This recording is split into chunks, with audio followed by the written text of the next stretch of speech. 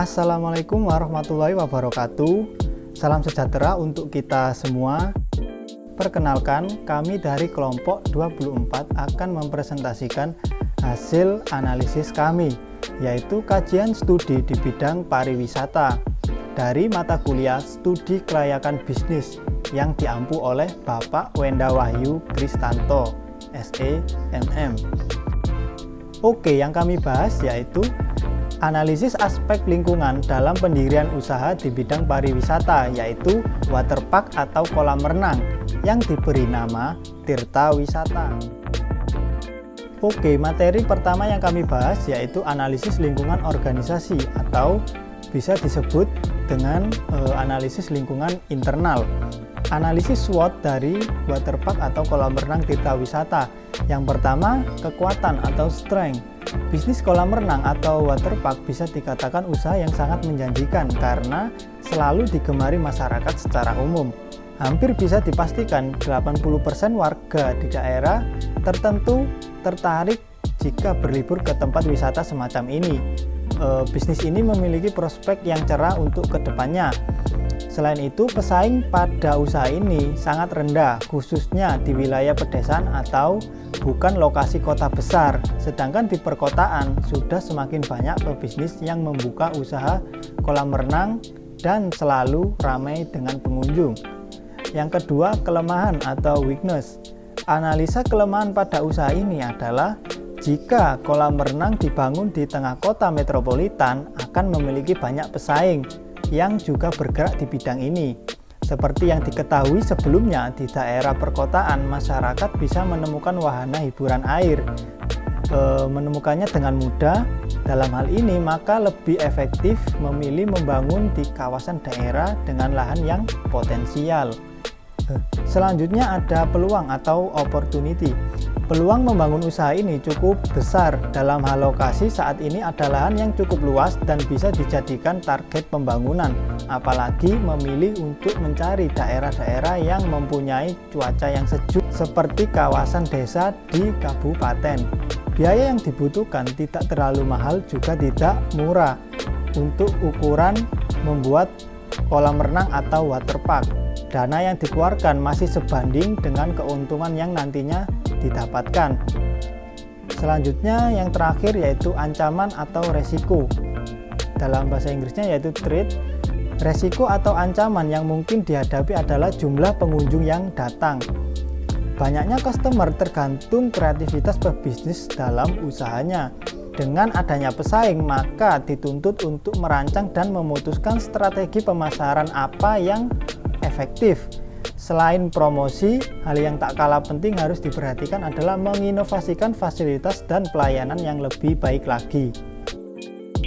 Baik, selanjutnya saya akan menjelaskan tentang analisis lingkungan jauh atau yang biasa disebut dengan macro environment.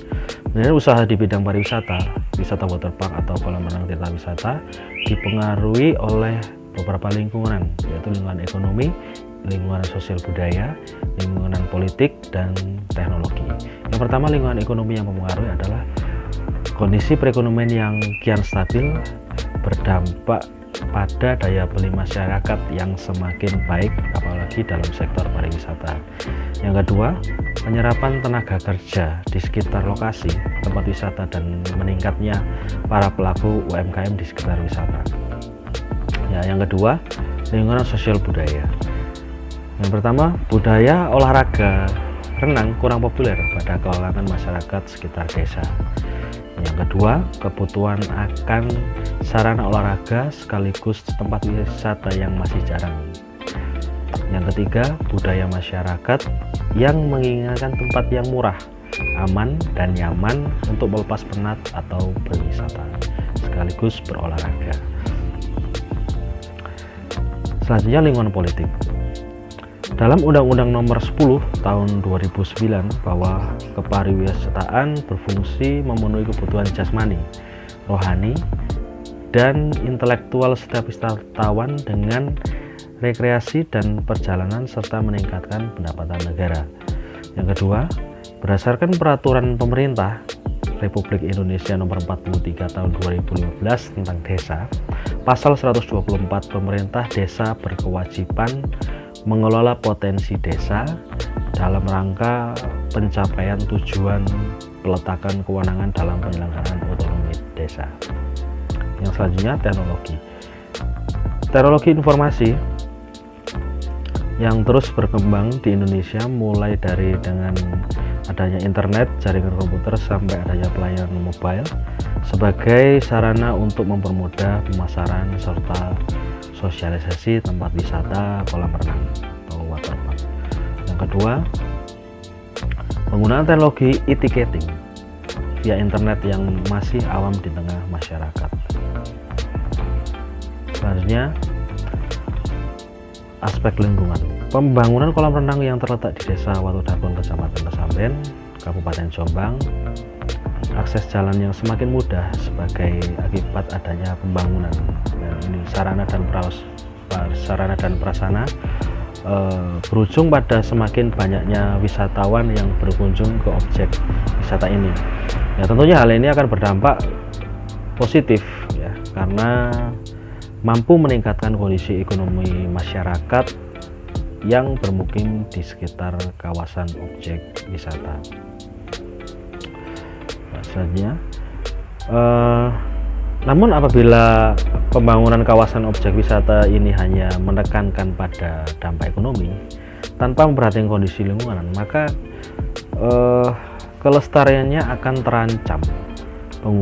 Pengunjung yang membanjiri wisata kolam renang waterpark tanpa memperhatikan kapasitas ya, atau daya tampung maupun daya dukung lingkungan, dan hal ini maksud saya perlu diperhatikan agar keberlanjutan atau sustainability pada objek wisata ini akan tetap terjaga. Tentunya dengan beberapa cara. Yang pertama, satu, memasang papan rambu lingkungan hidup di tempat wisata.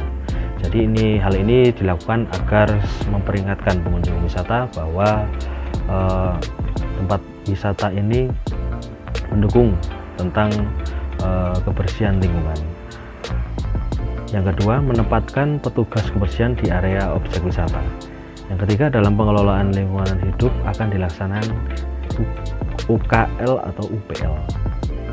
Dan yang keempat, pengelolaan daya tampung dan daya dukung daya tarik wisata seperti kenyamanan dan keamanan lokasi wisata kolam renang, penyediaan lahan parkir yang luas, dan pelayanan yang ramah. Demikian yang dapat kami jelaskan. Terima kasih.